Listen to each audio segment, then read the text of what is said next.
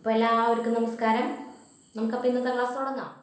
ഒരു ലൈൻ തന്നു കഴിഞ്ഞിട്ടുണ്ടെങ്കിൽ അതിൻ്റെ പെർപെൻഡിക്കുലർ ബൈസെക്ടർ എങ്ങനെയാണ് വരയ്ക്കണമെന്ന് നമുക്ക് മനസ്സിലായില്ലേ? വെറുതെ ഒരു കോമ്പസും പെൻസിലും മതി നമുക്ക് വരയ്ക്കാനായിട്ട്. ഇനി ഒരു ആംഗിളിൻ്റെ അതുപോലെ എങ്ങനെയാണ് ഒരു ബൈസെക്ടർ വരയ്ക്കാൻ നോക്കാം. ബൈസെക്ടർ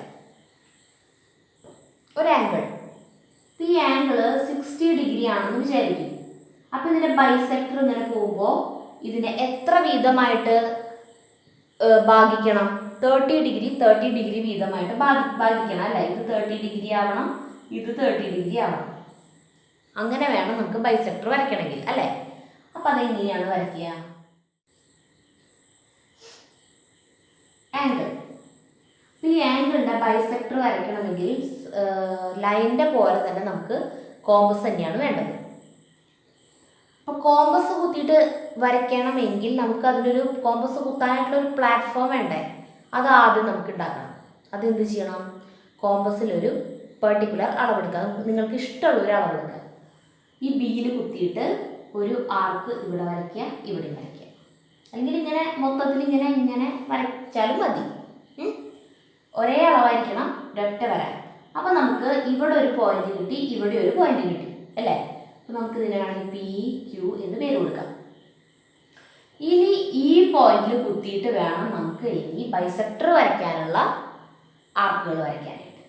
അപ്പോൾ വീണ്ടും കോമ്പസിൽ ഒരു അളവ് എടുക്കുക. ഇതെടുത്ത അതേ അളവ് തന്നെയായാലും കുഴപ്പമില്ല, അല്ലെങ്കിൽ അതിനേക്കാളും കൂടിയാലും കുഴപ്പമില്ല. തീരെ കുറഞ്ഞു പോരുത്. കാരണം ഇത് രണ്ടും കൂട്ടിമുട്ടാനുള്ള അത്രയ്ക്കുള്ളൊരു അളവെങ്കിലും ആ കോമ്പസിൽ എടുക്കണം. എന്നിട്ട് നമുക്കിവിടെ പുതിയതായിട്ട് കിട്ടിയ 2 പോയിന്റ്സ് ഏതൊക്കെയാണ്? Pയും Qയും അല്ലേ?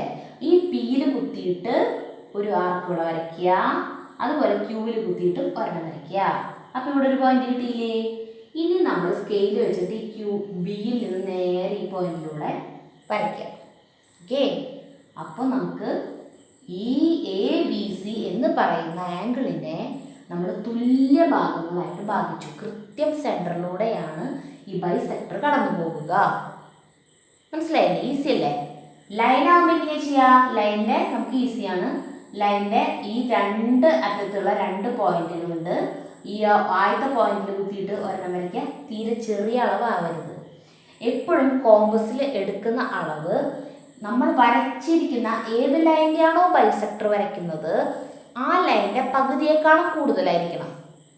ഇതിപ്പോൾ 8.5 സെൻറ്റിമീറ്റർ നീളമുള്ളതാണ് എങ്കിൽ നമ്മൾ ഈ 8.5ൻ്റെ പകുതി എന്ന് പറയുമ്പോൾ എത്ര വരും? 4.25 വരും അല്ലേ? അപ്പോൾ ആ 4.25നേക്കാളും കൂടുതൽ വേണം. 5ഓ 6ഓ ഒക്കെ ആവാം, കുറേ ഭയങ്കര കൂടുതൽ വേണ്ട. പക്ഷെ പകുതിയേക്കാൾ കൂടുതൽ എന്തായാലും വേണം. പകുതിയേക്കാൾ കുറവാണെങ്കിൽ എന്ത് പറ്റും? നമ്മൾ ഇവിടെ വരയ്ക്കുന്ന ആർക്ക് ഇവിടെ ആയിരിക്കും, ഇവിടെ നിന്ന് വരയ്ക്കുന്ന ആർക്ക് ഇവിടെ ആയിരിക്കും. രണ്ടും തമ്മിൽ കൂട്ടിമുട്ടില്ല. കൂട്ടിമുട്ടിയാലേ രണ്ടും തമ്മിൽ കട്ട് ചെയ്താലേ നമുക്ക് ആ പോയിന്റ് കിട്ടുള്ളൂ ബൈസെക്ടർ വരയ്ക്കാൻ അല്ലേ? അപ്പോൾ നമ്മൾ എപ്പോഴും ബൈസെക്ടർ വരയ്ക്കുമ്പോൾ ശ്രദ്ധിക്കേണ്ട കാര്യം, നമ്മൾ ഏത് ലൈൻ്റെ ആണോ വരയ്ക്കുന്നത് അതിൻ്റെ ആ ലൈൻ്റെ പകുതിയേക്കാളും കൂടുതൽ കോമ്പസിൽ എടുക്കണം.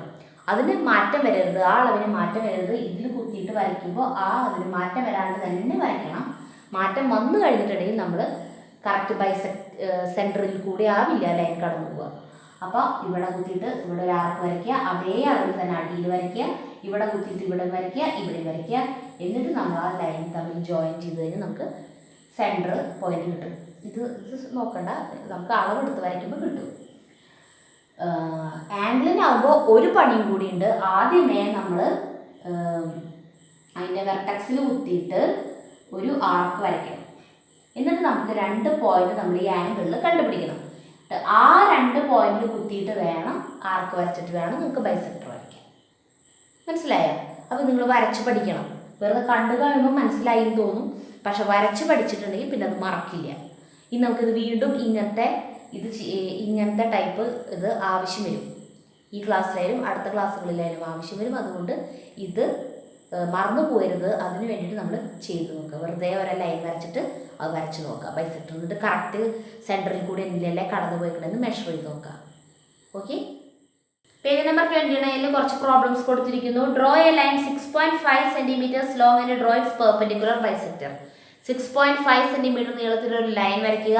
അപ്പോൾ 6.5 സെൻറ്റിമീറ്റർ പകുതി മിഡ് പോയിന്റ് കിട്ടുക എന്ന് പറഞ്ഞിട്ടുണ്ടെങ്കിൽ അതിൻ്റെ പകുതി എത്ര വരാ 3.25 വരും അല്ലേ 6.5ൻ്റെ. അപ്പോൾ 3.25 എന്ന് പറയുമ്പോൾ നമുക്ക് നമ്മുടെ സ്കെയിലിൽ അത് മെഷർ ചെയ്യാൻ പറ്റില്ല. അപ്പോൾ നമുക്ക് അതിൻ്റെ ബൈസെക്ടർ കിട്ടണമെങ്കിൽ നമ്മൾ എന്ത് ചെയ്യണം? നമ്മൾ ആദ്യമേ 6.5 സെൻറ്റിമീറ്റർ നീളം സ്കെയിലിൽ വരയ്ക്കുക. എന്നിട്ട് അതിൻ്റെ പകുതിയേക്കാൾ അപ്പോൾ ഏകദേശം നമുക്കറിയാം ഒരു 4 സെൻറ്റിമീറ്ററോളം വേണം. പകുതിയേക്കാളും കൂടുതൽ കോമ്പസിലെടുക്കുക. എന്നിട്ട് ആദ്യത്തെ പോയിന്റ് കുത്തിയിട്ട് മുകളിലൊരു ആർക്ക് വരയ്ക്കുക, അടിയിൽ വരയ്ക്കുക, അതുപോലെ ഇവിടെ കുത്തിയിട്ട് ഇവിടെ വരയ്ക്കുക, ഇവിടെ വരയ്ക്കുക, എന്നിട്ടത് ജോയിൻ ചെയ്യുക. അപ്പോൾ നമുക്ക് കിട്ടും. അങ്ങനെ വരയ്ക്കുക, പേരൊക്കെ കൊടുക്കുക. ലൈൻസ് ക്വസ്റ്റ്യനിൽ പേര് തന്നിട്ടില്ലെങ്കിൽ നമ്മൾ പേര് കൊടുക്കുക. അതുപോലെ മുകളിലും താഴെ നമുക്ക് 2 പോയിന്റ്സ് വീതം കിട്ടും. അപ്പോൾ ആ പോയിന്റ്സിന് നിങ്ങൾക്ക് ഇഷ്ടമുള്ള പേര് കൊടുക്കുക. അങ്ങനെയൊക്കെ ചെയ്തിട്ട് ഇതിൻ്റെ മൊത്തം നീളം 6.5 സെൻറ്റിമീറ്റർ തന്നിട്ടുള്ള മെഷറൊക്കെ അടയാളപ്പെടുത്തിയിട്ട് വരയ്ക്കുക. അപ്പോൾ ഒറ്റ മാർക്ക് പോലും പോകാണ്ട് അത് എത്ര മാർക്കിൻ്റെ ആണോ ക്വസ്റ്റ്യൻ ആ മാർക്ക് ഫുള്ളായിട്ട് കിട്ടും. മനസ്സിലായോ? അടുത്ത ക്വസ്റ്റ്യൻ 3.75 സെൻറ്റിമീറ്റർ ഒരു സൈഡിൻ്റെ നീളം വരുന്ന സ്ക്വയർ വരയ്ക്കാൻ. അപ്പോൾ സ്ക്വയറിൻ്റെ പ്രത്യേകത എന്താ? 4 സൈഡും ഈക്വൽ ആയിരിക്കും. അപ്പോൾ 3.75 വീതം വരുന്ന 4 സൈഡും വരുന്ന ഒരു സ്ക്വയർ വരയ്ക്കാനാണ് പറഞ്ഞിരിക്കുന്നത്. 3.75 ഈ പറഞ്ഞ പോലെ നമുക്ക് സ്കെയിലെടുക്കാൻ ബുദ്ധിമുട്ടായിരിക്കും. അപ്പോൾ നമ്മൾ എന്ത് ചെയ്യണം? നമ്മൾ 3.75 പ്ലസ് 3.75 രണ്ടും കൂടി ആഡ് ചെയ്യുമ്പോൾ എത്ര വരും? 7.5 അല്ലേ? യെസ്, 7.5 നമുക്ക് സ്കെയിലെടുക്കാൻ കുഴപ്പമില്ല. അപ്പോൾ നമ്മൾ എന്ത് ചെയ്യണം? ആദ്യം 7.5 സെൻറ്റിമീറ്റർ നീളത്തിലൊരു ലൈൻ വരയ്ക്കാം. 7.5 സെൻറ്റിമീറ്റർ നീളത്തിലുള്ളൊരു ലൈൻ വരയ്ക്കുക. എന്നിട്ട് ഇതിൻ്റെ ബൈസെക്ടർ വരയ്ക്കുക, പെർപെൻഡിക്കുലർ ബൈസെക്ടർ വരയ്ക്കുക. അത് ഇനി ഞാൻ പറയണ്ടല്ലോ. ഇവിടെ ഒരു പകുതിയിലധികം കോമ്പസിലെടുക്കുന്നു, മുകളിൽ ആർക്ക് വരച്ചു, അടിയിൽ വരച്ചു, ഈ അറ്റത്ത് കുത്തി, ഇവിടെ വരച്ചു, ഇവിടെ വരച്ചു, ഇങ്ങനെ വരച്ചു.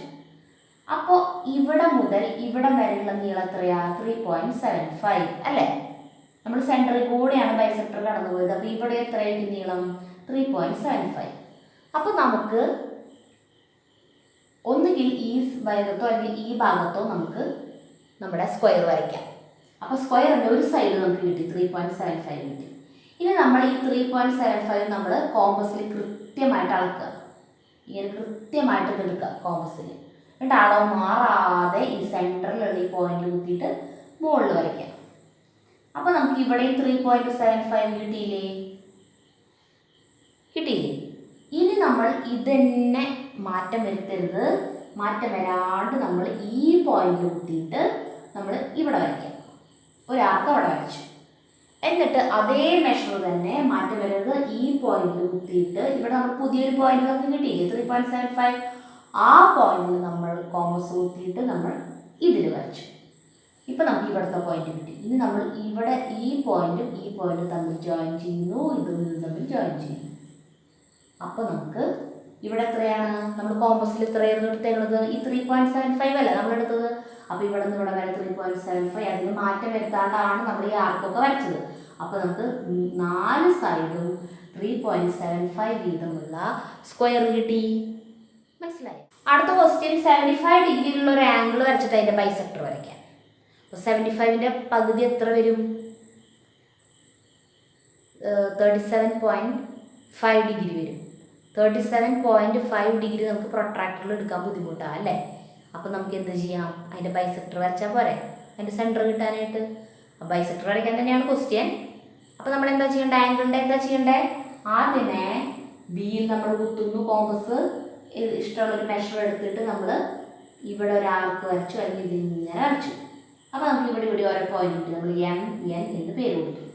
എന്നിട്ട് ഇനി എമ്മിൽ കുത്തിയിട്ട് ഒരു അളവെടുത്തിട്ട് നമ്മൾ തീരെ ചെറിയ അളവാകരുത്. അപ്പോൾ കൂട്ടിമുട്ടില്ല. അപ്പോൾ അത് എന്താണാവുമെന്ന് വിചാരിക്കും. അപ്പോൾ ഇത്തിരി അളവ് കൂടുതലെടുക്കുക. അഥവാ കൂട്ടിമുട്ടിയില്ലെങ്കിൽ ഇത്തിരി കൂടുതൽ അളവെടുത്തിട്ട് നമ്മൾ ഇവിടെ വരച്ചു. പിന്നെ അതേ അളവ് തന്നെ അതിന് മാറ്റം വരുത്തരുത്. ഈ എണ്ണിൽ കുത്തിയിട്ട് ഇവിടെ വരച്ചു. എന്നിട്ട് നമ്മൾ ഈ ബിയിൽ നിന്ന് കറക്റ്റ് ഇങ്ങനെ നേരെ അതിലൂടെ കടന്നു പോകത്തക്ക വിധത്തിൽ ലൈൻ വരച്ചു. അപ്പം നമുക്ക് ആംഗിളിൻ്റെ ബൈസെക്ടർ കിട്ടി. ഓക്കെ. അടുത്ത ക്വസ്റ്റ്യൻ 2.25 സെൻറ്റിമീറ്റർ റേഡിയസ് വരുന്നൊരു സർക്കിൾ വരയ്ക്കണം. 2.25 അപ്പോൾ നമുക്ക് 2.25 സ്കെയിലെടുക്കാൻ ബുദ്ധിമുട്ടായതുകൊണ്ട് നമ്മൾ എന്ത് ചെയ്യണം? 2.25ൻ്റെ ഇരട്ടി വരച്ചിട്ട് നമുക്ക് അതിൻ്റെ ബൈസെക്ടർ വരയ്ക്കാം. അപ്പോൾ 2.25ൻ്റെ ഇരട്ടി എന്ന് പറയുമ്പോൾ 4.5. 4.5 നമ്മൾ സ്കെയിലിൽ നമ്മൾ വരയ്ക്കുന്നു. എന്നിട്ട് ഇത് 4.5. ഇനി നമ്മൾ എന്ത് ചെയ്യണം? ഇതിൻ്റെ ബൈസെക്ടർ വരയ്ക്കാം. ഇവിടെ കുത്തി വരച്ചു, നേരെ വരച്ചു. അപ്പോൾ നമുക്കിത് മൊത്തം 4.5 ആണ്. അപ്പോൾ ഇവിടെ മുതൽ ഇവിടെ വരെ എത്രയാ? 2.25.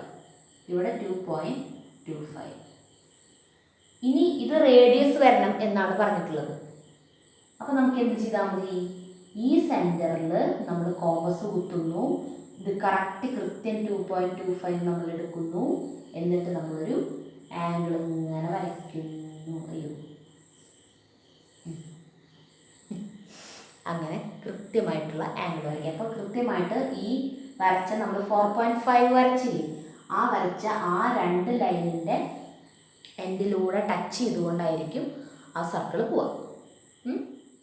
ഇതുവരെ ചെയ്ത കണക്കുകളെല്ലാം മനസ്സിലായില്ലേ? എല്ലാം നല്ല എളുപ്പമല്ലേ ചെയ്യാനായിട്ട്? അടുത്ത പ്രോബ്ലം നോക്കൂ.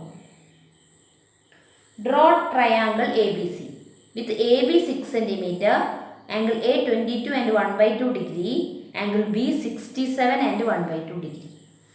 ഇതാണ് നമുക്ക് വരയ്ക്കേണ്ടത്. ABCയുടെ AB നമുക്ക് 6 cm ആണെന്ന് പറഞ്ഞു. AB. ഇനി പറഞ്ഞിരിക്കുന്നത് ആംഗിൾ എയിൽ നിന്ന് വരുന്ന ആംഗിൾ എന്ന് പറയുന്നത് 22 and 1/2 degree, അതായത് 22.5 ഡിഗ്രി. അപ്പോൾ ഈ 0.5 നമുക്ക് എടുക്കാൻ നമ്മൾ എന്ത് ചെയ്യും? നമുക്ക് 22 അതിൻ്റെ ഇരട്ടി എടുത്തിട്ട് വരയ്ക്കാം. 22 and 1/2 പ്ലസ് 22 and 1/2 എന്ന് പറയുമ്പോൾ എത്രയാ? 45 ഡിഗ്രി അല്ലേ? 45 നമുക്ക് വരയ്ക്കാൻ എളുപ്പമാണ് പ്രൊട്രാക്ടറിൽ അല്ലേ? നമ്മൾ 45 നമ്മൾ മാർക്ക് ചെയ്തിട്ട് നമ്മൾ ആംഗിൾ വരച്ചു. പക്ഷേ 45 അല്ല നമുക്ക് വരയ്ക്കേണ്ടത്. നമുക്ക് 22 and 1/2 ഡിഗ്രിയാണ് വേണ്ടത്. ഇതിൻ്റെ പകുതി ഇട്ടാൽ നമ്മൾ അപ്പോൾ എന്ത് ചെയ്യണം? ഇതിൻ്റെ ബൈസെക്ടർ വരയ്ക്കുക. അപ്പോൾ ആദ്യമേ എയിൽ കുത്തിയിട്ട് നമ്മൾ ഒരു ആർക്ക് വരച്ചു. എന്നിട്ട് ഈ 2 പോയിന്റ് നമുക്ക് കിട്ടി. നമ്മൾ P എന്നും Q എന്നും ആ പോയിന്റ്സിന് നമ്മൾ പേര് കൊടുത്തു. എന്നിട്ട് നമ്മൾ ഇതിൽ കുത്തിയിട്ട് ഇവിടെ വരച്ചു. അപ്പോൾ നമ്മൾ അപ്പോൾ നമുക്ക് കറക്റ്റായിട്ടുള്ള ലൈൻ കിട്ടി. ഇത് എത്രയായിരിക്കും? 22 and 1/2 ഡിഗ്രി ആയിരിക്കും. അപ്പോൾ ശരിക്കും നമ്മളോട് വരയ്ക്കാൻ പറഞ്ഞിരിക്കുന്ന ട്രയാങ്കിളിൻ്റെ യഥാർത്ഥ സൈഡ് അപ്പോൾ ഏതാ? ഈ സൈഡല്ല, ഇതാണ് 22 and 1/2 ഡിഗ്രി. ഇനി B എത്രയാണ് പറഞ്ഞിരിക്കുന്നത്? 67 and 1/2 ഡിഗ്രി. 67 and 1/2 ഡിഗ്രിയും നമുക്ക് പ്രൊട്രാക്ടറിൽ വരയ്ക്കാൻ ബുദ്ധിമുട്ടായിരിക്കും. അപ്പോൾ നമ്മൾ ഇവിടെ ചെയ്ത പോലെ തന്നെ അതിൻ്റെ ഡബിൾ, അതിൻ്റെ ഇരട്ടി എടുത്തിട്ട് നമ്മൾ വരയ്ക്കുക. അപ്പോൾ 67 and 1/2 ഡിഗ്രി പ്ലസ് 67 and 1/2. അപ്പോൾ അത് രണ്ടും കൂടി ആഡ് ചെയ്യുമ്പോൾ നമുക്ക് എത്ര കിട്ടും? 135 കിട്ടും. അപ്പോൾ നമ്മൾ എന്ത് ചെയ്യണം? ആദ്യം ബിയിൽ നമ്മൾ പ്രൊട്രാക്ടർ വെച്ചിട്ട് നമ്മൾ 135 നമ്മൾ മാർക്ക് ചെയ്തിട്ട് വരയ്ക്കുക. എന്നിട്ട് ഇതിൻ്റെ ബൈസെക്ടർ വരച്ച് കഴിഞ്ഞിട്ടുണ്ടെങ്കിൽ നമുക്ക് 67 and 1/2 കിട്ടില്ലേ? ഇനി അപ്പോൾ നമ്മൾ ഇവിടെ ചെയ്ത പോലെ തന്നെ ഇതിലാദ്യം കുത്തിയിട്ട് നമ്മളൊരു ആർക്ക് വരയ്ക്കുന്നു. ആ ആർക്കിൽ ഇവിടെ 2 പോയിന്റ്സ് കിട്ടി. അതിൽ കുത്തിയിട്ട് നമ്മൾ ഇവിടെ വരച്ചു. എന്നിട്ട് നമ്മൾ ബിയിൽ നിന്നും വരച്ചു. എന്നിട്ട് നമ്മൾ ഈ 2 പോയിന്റ്സും തമ്മിൽ അപ്പോൾ ഇതാണ് നമ്മുടെ ട്രയാങ്കിൾ. മനസ്സിലായോ? അപ്പോൾ അത് മാച്ച് കളഞ്ഞു. ഈ ആർക്ക് ഇങ്ങനെ വരച്ചതൊക്കെ അവിടെ കിടന്നോട്ടെ, അതൊന്നും മാച്ച് കളയരുത്. കാരണം നമ്മൾ എങ്ങനെയാണ് വരച്ചത്, എങ്ങനെയാണ് നമുക്കിത് കിട്ടിയത് എന്നറിയാൻ നമ്മൾ ഈ വരച്ച ഇതുകളെല്ലാം ഇവിടെ കിടക്കണം. അപ്പോൾ ഈ ട്രയാങ്കിൾ മാത്രമേ വരയ്ക്കാൻ പറഞ്ഞിട്ടുള്ളൂ എന്ന് വിചാരിച്ചിട്ട് ട്രയാങ്കിൾ ലാസ്റ്റ് വരച്ച് കഴിയുമ്പോൾ ബാക്കി ഇവിടെ നിൽക്കുന്നത് ഈ ഭാഗങ്ങളൊന്നും മാച്ച് കളയരുത്. അപ്പോൾ നമുക്ക് എങ്ങനെയാണിത് കിട്ടിയത് എന്നുള്ള ആ മെത്തേഡ് ഇതിൽ കാണുന്നില്ലല്ലോ.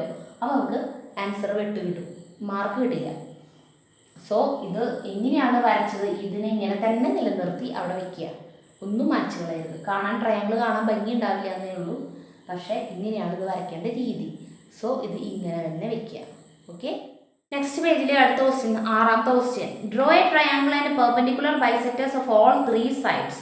Do all 3 bisectors intersect at the same point? അപ്പോൾ നമ്മളോട് നമുക്ക് ഇഷ്ടമുള്ള മെഷർമെൻറ്റിൽ ഉള്ള ഒരു ട്രയാങ്കിൾ നമുക്ക് വരയ്ക്കാം. എന്നിട്ട് നമുക്ക് ആ ട്രയാങ്കിളിന് പേര് കൊടുക്കാം. ഇനി ഈ ട്രയാങ്കിളിൻ്റെ 3 സൈഡിൻ്റെയും പെർപെൻഡിക്കുലർ ബൈസെക്ടർ വരയ്ക്കാനാണ് പറഞ്ഞിരിക്കുന്നത്.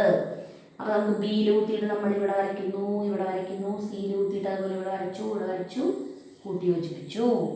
ഇനി അതുപോലെ ബി കഴിഞ്ഞു. ഇനി സിയിൽ നമ്മൾ കുത്തിയിട്ട് നമ്മൾ ഇവിടെ വരച്ചു, ഇവിടെ വരച്ചു, പിന്നെ ഇവിടെ എയിൽ കുത്തി അവിടെ വരച്ചു, ഇവിടെ വരച്ചു, എന്നിട്ട് ബിന്ന് നമ്മൾ ഇങ്ങനെ വരച്ചു. ഇനി അതുപോലെ എയിലും ബിയിലും കുത്തിയിട്ട് നമ്മൾ ഇവിടെ വരയ്ക്കുന്നു, പിന്നെ ഇവിടെ വരയ്ക്കുന്നു, പിന്നെ ബിയിൽ കുത്തി ഇവിടെ വരച്ചു, ഇവിടെ വരച്ചു, ഇതിൽ രണ്ടിലും കുത്തിയിട്ട് നമ്മൾ ഇത് ഇങ്ങനെ വരച്ചു. അങ്ങനെ വരയ്ക്കുമ്പോൾ നമുക്ക് ഈ 3 ബൈസെക്ടേഴ്സും തമ്മിൽ കൂടി ഒരു പോയിന്റിൽ നമ്മൾ മീറ്റ് ചെയ്യുന്നതായിട്ട് കാണാൻ പറ്റും. മനസ്സിലായോ?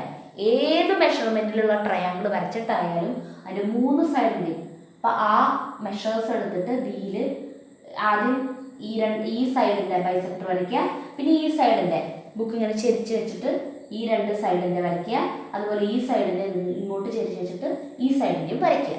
അങ്ങനെ 3 ഇതുപോലെ വരച്ച് കഴിയുമ്പോൾ അത് 3 കൂടി കൂട്ടിമുട്ടുന്നതായിട്ട് കാണാം. ഇനി ഈ കൂട്ടിമുട്ടിയ പോയിന്റിന് വേറൊരു പ്രത്യേകത കൂടിയുണ്ട്. ഞാനൊക്കെ പഠിക്കുമ്പോൾ അങ്ങനത്തെ ഒരു ക്വസ്റ്റ്യൻ വന്നിട്ടുണ്ടായിരുന്നു പരീക്ഷയ്ക്ക്. അതായത് ഈ പോയിന്റിൽ നമ്മൾ കുത്തിയിട്ട് കോമ്പസ് കുത്തി കഴിഞ്ഞിട്ട് എയിലേക്കുള്ള എത്രയാണോ ഡിസ്റ്റൻസ് അത്ര തന്നെയായിരിക്കും അവിടെ നിന്ന് ബിയിലേക്ക്, അത്ര തന്നെയായിരിക്കും അവിടെ നിന്ന് എത്രയാണോ എയിലേക്ക് കിട്ടിയത് അത്ര തന്നെയായിരിക്കും സിയിലേക്കും, അത്ര തന്നെയായിരിക്കും ബിയിലേക്കും. മനസ്സിലായോ? അപ്പം ഇങ്ങനെ നമ്മൾ കുത്തിയിട്ട് ഈ അളവിൽ നമ്മളൊരു സർക്കിൾ നമ്മൾ വരച്ചാൽ എങ്ങനെയുണ്ടാവും? അത് എയിലൂടെയും ബിയിലൂടെയും സിയിലൂടെയും ഒക്കെ കടന്നു. കറക്റ്റ് ഈ ട്രയാങ്കിള് സർക്കിളിൻ്റെ ഉള്ളിലിരിക്കുന്ന പോലെ ട്രയാങ്കിളിൻ്റെ 3 വെർട്ടക്സുകളും 3 എയും ബിയും സിയും ഈ 3 പോയിന്റ്സും കറക്റ്റ് സർക്കിളുമ്പോൾ ടച്ച് ചെയ്തിട്ടിരിക്കും. അതിലൂടെയായിരിക്കും സർക്കിൾ കടന്നു പോവുക. ഏതായിരിക്കും സെൻറ്റർ? ഈ 3 ബൈസെക്ടേഴ്സും തമ്മിൽ മീറ്റ് ചെയ്ത പോയിന്റ് ഉണ്ടല്ലോ, ആ പോയിന്റ് ആയിരിക്കും സെൻറ്റർ. ആ പോയിന്റിൽ നിന്നും എയിലേക്കുള്ള അകലവും ബിയിലേക്കുള്ള അകലവും സിയിലേക്കുള്ള അകലവും ഈക്വൽ ആയിരിക്കും. അപ്പം നിങ്ങളോട് പറയാണ്, ഒരു ട്രയാങ്കിളിൻ്റെ 3 വെർട്ടക്സിലൂടെയും കടന്നു പോകുന്ന ഒരു സർക്കിൾ വരയ്ക്കുക എന്ന് പറഞ്ഞാൽ ഇങ്ങനെയാണ് ചെയ്യേണ്ടത്. ആദ്യം തന്നെ ട്രയാങ്കിൾ വരയ്ക്കുക, ആ ട്രയാങ്കിളിൻ്റെ 3 ബൈസെക്ടേഴ്സ് വരയ്ക്കുക, അത് 3 ബൈസെക്ടേഴ്സും കൂടി മീറ്റ് ചെയ്യുന്ന പോയിന്റിൽ കോമ്പസ് കുത്തിയിട്ട് ഏതെങ്കിലും ഒന്നിൽ എയിലേക്കോ അല്ലെങ്കിൽ ബിയിലെയോ അല്ലെങ്കിൽ സിയിലേക്കോ ഉള്ള അകലെടുക്കുക, ഡിസ്റ്റൻസ് കോമ്പസിലെടുക്കുക. അപ്പോൾ ആ അളവ് വെച്ചിട്ട് സർക്കിൾ വരച്ചാൽ മതി. നിങ്ങൾ വരച്ച 3 ബൈസെക്ടേഴ്സും നിങ്ങൾ കറക്റ്റായിട്ട് തന്നെ വരച്ചത് കറക്റ്റ് 3 ഒരൊറ്റ പോയിന്റിൽ മീറ്റ് ചെയ്തിട്ടുണ്ടെങ്കിൽ ആ പോയിന്റിൽ കുത്തി വരയ്ക്കുമ്പോൾ തീർച്ചയായിട്ടും ആ സർക്കിള് 3 പോയിന്റിലൂടെയും കൃത്യമായി കടന്നു പോകും. മനസ്സിലായോ? അടുത്ത ക്വസ്റ്റ്യൻ, ഒരു ട്രയാങ്കിൾ വരയ്ക്കുക. എന്നിട്ട് നമ്മളിപ്പോൾ ഒരു ട്രയാങ്കിളിൻ്റെ 3 സൈഡുകളുടെ ബൈസെക്ടേഴ്സാണ് വരച്ചത്. ഇനി അടുത്ത ക്വസ്റ്റ്യൻ എന്ന് പറയുന്നത് 3 ആംഗിൾസിൻ്റെയും ബൈസെക്ടർ വരയ്ക്കാൻ. എന്നിട്ട് ഈ ബൈസെക്ടേഴ്സ് തമ്മിൽ സെയിം പോയിന്റിൽ വന്ന് ഇൻ്റർസെക്റ്റ് ചെയ്യുമോ എന്നാണ് ചോദ്യം. അപ്പോൾ ഞാൻ വരച്ച് കാണിക്കണ്ടല്ലോ, വേണമെങ്കിൽ കാണിക്കാം. ഒരു ട്രയാങ്കിൾ വരച്ചു ABC. അപ്പോൾ ആദ്യം നമുക്ക് ഈ ആംഗിളിൻ്റെ ഇവിടത്തെ 3 ആംഗിൾസിൻ്റെയും ബൈസെക്ടറാണ് വരയ്ക്കേണ്ടത്. അപ്പോൾ ബിയിൽ കുത്തിയിട്ട് നമ്മളൊരു ആർക്ക് വരച്ചു.